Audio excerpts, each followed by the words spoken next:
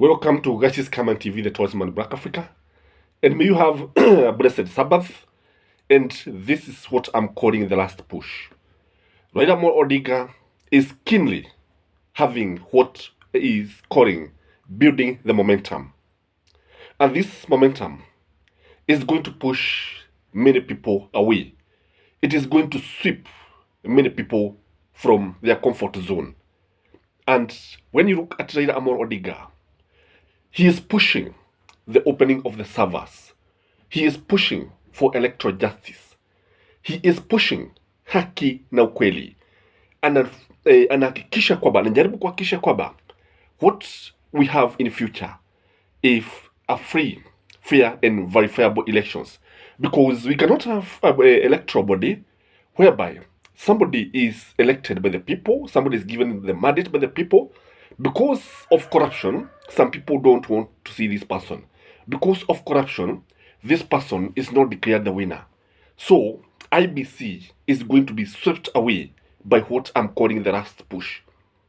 The last push is also going to elected leaders, including the head of state. And if William Samoei Ruto is not careful, I'm telling you, Raila has the people. Raila is not caring that hajali kama wanasiasa wengine kama akina Orego Nyang'nyong, akina Sabina Chege na wengine ambao wanatoroka na wakienda kama wananunuliwa. He doesn't care because he has the people, and he knows very well, he understands very clearly that the mandate, all powers belong to the people, and people can elect anybody they want and can put anybody in office. So William Samoei Ruto, with what he has as delegated powers, which is contested, I'm telling you, what Raila, the momentum that is coming, and that is why you see watu wanataka, wengi wanataka kuona vitendo, wanataka kusikia akitoa amri, akiwaambia vile ambavyo watafanya. But when you look at Raila Odinga, he's very keen, and because he's building a momentum, and I think people are now understanding this, and that is why he's holding these salaries. That is why he started with the capital city. That is why he's now going to Machakos. And tomorrow's momentum, kesho, I can tell you, bebea itaonekana pale ambapo watu watajitokeza kwa wingi. We are having what we are calling the last push. The last push where price of commodities must come down. The last push where the cost of electricity must be reasonable. The last push whereby kila kitu ambacho kinafanywa kwa njia ambayo haifai kitafanywa kwa njia ambayo inafaa. We are having the last push because kila kitu ukiangalia utaona kwamba hakuna kitu ambacho kinaendelea vizuri. We are having the last push because yes, people are paying taxes, which is good, but they are being overtaxed. That is the reality. And again, when you look at the way the government is invading the privacy of the people, when it is now investigating and wanaangalia vile ambavyo simu yako inatumika, when they are doing this to look at M-Pesa and even knowing the way you are transacting business through M-Pesa, this is infringing on people's rights. This is what we are calling the last push. Unapoangalia utaona kwamba William Samoei Ruto na wafuasi wake ni kama haelewi kile ambacho kiko mbele yao. Ni kama in fact they are not understanding, because the push that is coming in this country is going to sweep many people away. The push that is coming in this country is going to push all the corrupt people away from the mainstream politics. Hata wale ambao walichaguliwa, because tunajua ukweli ni kwamba kuna watu wengi ambao walichaguliwa, they are in parliament, they are in senate, they are in the county assemblies, they are governors, and they are also women representatives, but these people were rigged in. And unapata watu wengine wanajiuliza, how was this person elected? Because what we are having in this Kenya is leaders who are in offices, who are in parliament, but they were rigged in by the IBC. They were rigged in by the electoral body. Kwa hivyo kile ambacho tunaona ni kwamba tunaona William Samoei Ruto trying to reconstitute the IBC, and he's doing this without involving the political parties. He's doing this without involving the opposition. He's doing this akiangalia na anafanya na UDA na sijui Public Service Commission, sijui watu wa kanisa. If this continues, I'm telling you, by the time they finish forming this reformed IBC, by the time they finish this, the momentum will have been built. By the time they do this, I'm telling you, Kenyans are very intelligent these days. I think the patience of Kenyans is running out. Ukiangalia utaona huo ndio ukweli wa mambo. Na if you look at the people of the mountain, how ndio ambao wameumia kabisa. Igawa it look like the government is out to punish the Kikuyus. When you look at it, all said and done, utaona kusema kweli wale watu ambao wanaumia zaidi, kwa mfano wale watu ambao watalipa kodi ya juu sana ni wa Kikuyu, because what the government is doing is try to map out the rental premises. Na ukiangalia what it is happening in Nairobi and around Mount Kenya, and these people the landlord what vile watafanya baada ya kuanza kulipa kodi na unajua watalipa kodi ambayo ni ya juu sana, because we cannot have the Mount Kenya people wasemekane they are the one who is going to finance the government alone, because this country belongs to all of us.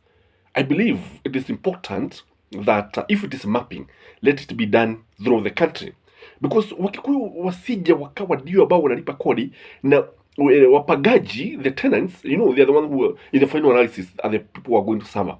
Again, is it okay ikawa inaonekana wafanyabiashara wenye bar owners in Mount Kenya are the one who are suffering, because instead of what we are saying that one man one vote one shilling, kile ambacho kinatokea katika sehemu za mlima Kenya, tuliona kama vile Raila alivyosema ni one bar one constituency. Do you think Kenyans are going to accept this?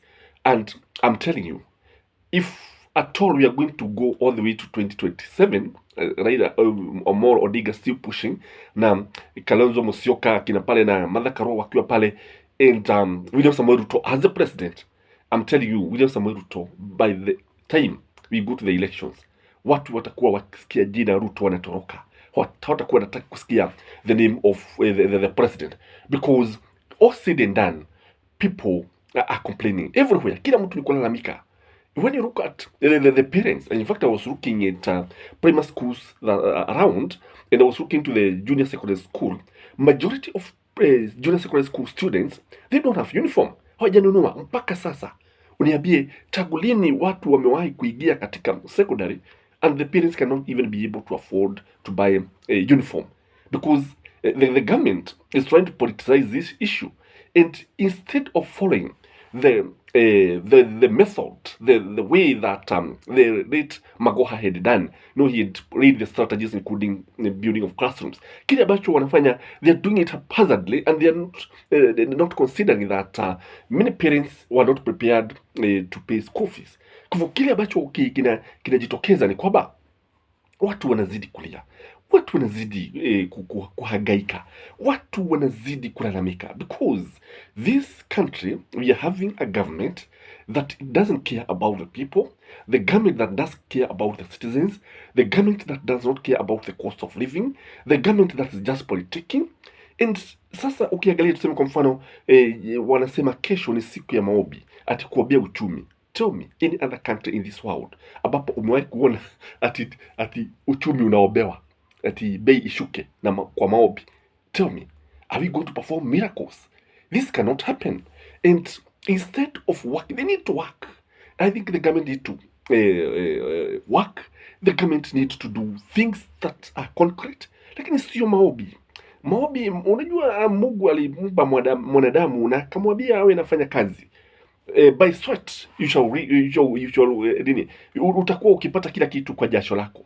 And sasa ukianza kuambia watu ati waombe siku ya maombi, tunaomba nini? We have our churches and we pray every day. We don't want these things studio tuonekane ati nchi ionekane iko na tabu nyingi sana.